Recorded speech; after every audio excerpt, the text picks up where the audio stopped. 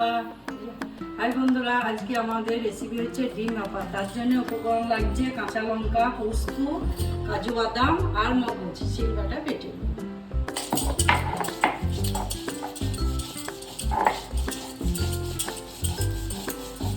ডিম ভাপার জন্য আমি হলুদ আর সামান্য একটু লবণ মাখিয়ে নিয়ে এবার সেদ্ধ ডিম ভেজে নেব।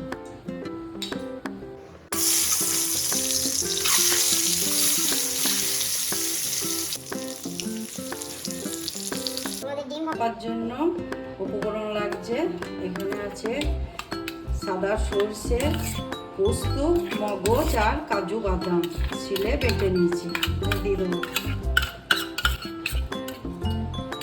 এখানে আছে টক দই, ফেটিয়ে রাখা টক দই। এবার দিয়ে দেবো একটু স্বাদ মতো লবণ। এখানে আছে সামান্য একটু হলুদ আর কাশ্মীরের লঙ্কা,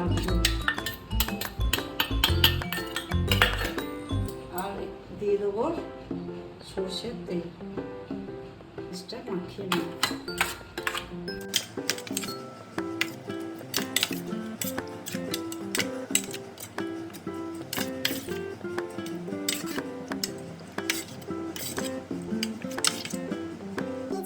প্যান দিয়ে দিয়েছি, জল ফুটে গিয়েছে। এবার আমি বাটিটা বসিয়ে দেবো, কুটিটা।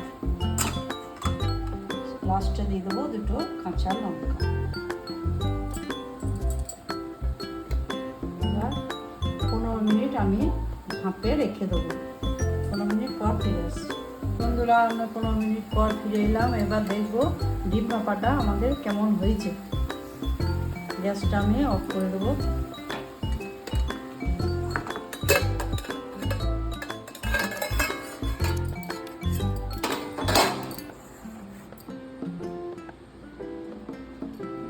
হাই বন্ধুরা, আজকে আমাদের দেখো ডিম ভাপা রেডি। কেমন হয়েছে এইভাবে বানিয়ে খেয়ে অবশ্য কমেন্ট করে জানাবে।